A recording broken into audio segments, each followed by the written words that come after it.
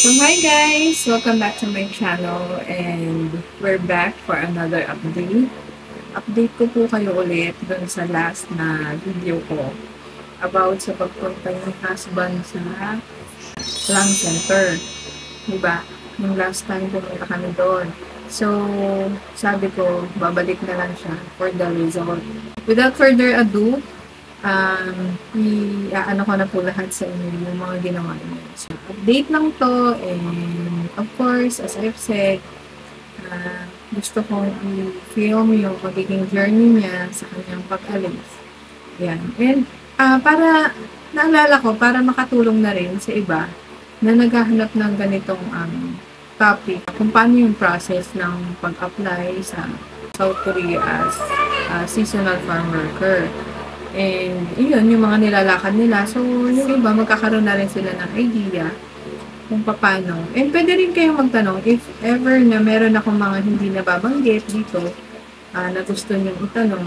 Yeah, feel free to comment down below para masagot ko rin yung mga sa abot ng aking makakaya. So, syempre, sagutin ko naman yun. At, of course, kung ito ay na-experience namin. Syempre, mahirap naman din sagot ako ng sagot na hindi naman namin ito na-experience, di ba? Based lang itong video ko or sinishare ko sa inyo, based lang sa mga experiences namin. At ayokong magkaroon kasi ng maling mga nasasabi, hindi naman namin na-experience pero tinuturo ko. So, ayun. Comment lang kayo kung may mga katanungan kayo at kung alam ko naman, of course, I will answer. Ayun po, after po nung yung last na punta namin doon, ito nga, yung video ko na to, kung hindi nyo pa napapanood, panoorin nyo na lang. And meron pang previews dyan, yung contract signing nila. Pwede nyo rin pong panoorin. Search nyo lang po dyan sa mga videos ko. And ayan, yung next ko, yung update ko sa inyo na sa pagpunta namin sa lung center, yung para sa TB screening nila. Ito na po yung update ko. After nung TB screening nila, syempre, hindi pa namin nakuha agad yung result nun. Kinabukasan, siya na lang yung pumunta doon. Hindi na ako sumama kasi nakapagod talaga. Sobrang nakapagod ng biyahe. And nakamotor lang kami. Sobrang long ride kasi. Siguro, almost 2 hours kami lumabiyahe.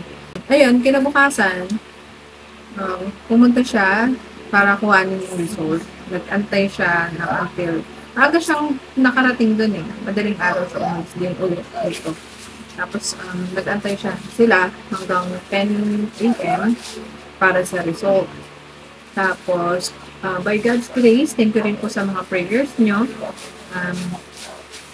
Clear po lahat yung result ng kanyang lungs. Ito, pakita ko rin po sa inyo dito. Ayan, yung naging result. And nabigyan din po sila ng medical certificate.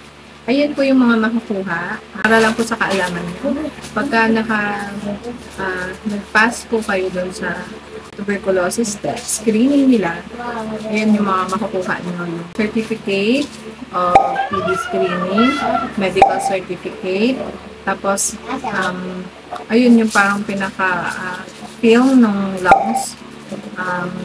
Tapos, after po nun, na makuha yung mga result, kailangan i-dry seal yung medical certificate ko yata hindi na dry seal. Tapos, medyo matagal din sila dun eh, hindi ko alam kung bakit. Ang next po nun is, i-read po yun ng doctor yung result ng x-ray. Ang pagbabasa po ng doktor ay may bayad, may doctor's billing po yun. Ang bayad po nila is 800. Pag okay na po lahat, na-check na ng doktor yung signature na niya, and then, ayun, forward na sila sa laboratory. 200 sa dry seal, 800 sa doctor's fee, and sa laboratory po ay ang ginastos po nila overall is 2,900. Kung wala pong mga retake yun ha. And ganun din po sa x-ray. Pagka hindi po maganda yung kuha, nagre-retake din po sila. and another bayad yun. So, again, guys, this is all based on our own experiences po. Itong mga binayaran namin ay, ito po yung mga na-experience po namin itong mga bagay na ito. Hindi ko lang po sure sa iba kung nagbabago ba yung mga kailangan bayaran or what. Ito po yung ano lang namin, yung sa amin. Ayan, and ayun, sa ano na sila, sa laboratory, andun lahat. Siyempre, overall, ibig sabihin, may mga drug test, blood, lahat. Alam po naman natin yung mga ginagawa sa medical research. And, again, as like before, ang naging problema ulit niya is yung sa blood niya. Kasi may high blood na siya. So, may medical na siya. Ang unang nangyari is, ano siya, yung 120/90 ata pa naman. Okay naman yung blood pressure niya. Tapos, sabi ng doktor, kilala na kasi siya ng doktor dun, sabi niya, parang duda ako dyan sa dugo mo kasi alam niya may high blood siya. So, nung mga inulit-ulit pa yung pag-BP sa kanya hanggang sa tumaas. Naging 160. Sabi niya medyo kinabahan daw siya. Sabi ko baka dahil dun sa kinabahan ka kaya tumaas yung blood pressure. So, ayun, katulad din ulit nung dati, may request siya para sa blood chem. Yung blood chem naman guys, dito na namin kinuha sa aming lugar. Hindi na kami kailangan bumalik sa yung laboratory kung saan siya siya kumuha. Kung saan siya nagpa-medical. Hindi na doon. Pwede nang dito na lang kung saan yung malapit sa amin. And ipapasa na lang namin sa kanila. Pipicture na lang yung blood chem. Ayan ang problema ngayon. Kasi ang pa-blood chem is nasa 3K siya. Depende yung blood chem kasi guys, depende yun sa dami ng ipapatest yata ganun. Nung last year kasi parang wala pa yata 1K yung binayaran niya. Ngayon nasa kulang-kulang 3K yung babayaran namin, pina-check namin. So, syempre, another gastos na naman po. After this po, na makompleto na namin yung sa blood chem niya, yung mga requirements na yan, lahat. Next na po is yung sa visa. Application of visa nila, ipapasa na nila yung lahat ng documents or requirements na kulang pa, like, yun nga, yung mga yung sa medical, yung sa lung center, yung mga vaccination certificate nila, lahat. Kaya sabi ko guys, kung meron po kayong mga katanungan about sa mga requirements na yan, comment lang po kayo.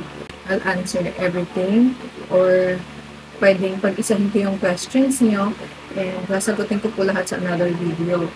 Ayun po. Ayun, nagpapatawag na nga sila as of now, as of this moment, para sa susunod na meeting nila para sa visa application nila at pagpasa ng mga documents. And after nun, and so on, alam na natin yung mga susunod dyan. So, tentative na date ng kanilang alis is March 15. Hopefully, by God's grace, ulit, we will provide everything. Ayun, kasi hindi pa kami nakakapagpa-blood chem. Kahit kailangan na ngayon dahil na wala pa kaming budget sa ngayon. Nantay ko rin ng provision ng Panginoon kung paano. Kailangan kasi within this week magawa namin na. I'm still waiting for God's provision and His will para dito. Alam ko kung may kilos ang doon. Kaya, ayun guys,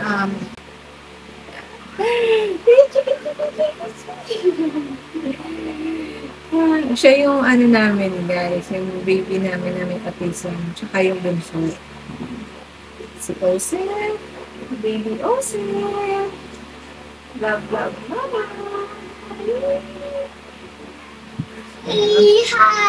Mabait yan guys. Ayun po, again, thank you for watching and abang lang tayo sa mga next updates. And hingi pa rin po ako ng prayers nyo para sa amin, para sa will ng Lord at hopefully matuloy si husband ulit na makapunta sa Korea para sa Ayan. So, para ma-provide ang lahat ng pangangailangan ng pamilya.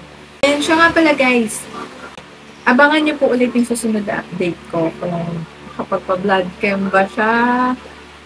And yung susunod nila is magpapavisa sila, magpapasa ng documents. Of course, I will update you guys for sa lahat ng lalakarin niya. Para may ideas din kayo. If ever na you are interested in applying for a seasonal farm worker in South Korea. Guys, sobrang thank you po sa inyo sa lagi niyong pagsubaybay ng aking mga vlogs, aking mga videos, at mga kalokohan. At thank you for tuning into my channel and for watching all of my videos. And guys, please do subscribe and follow all my social media pages. It will be a big help for us. And nakalagay na po dyan guys yung mga links ng mga social media pages ko. Thank you in advance sa pag-follow nyo sa aking mga social media pages. I hope everyone is doing well and fine. And may God bless us all. Bye!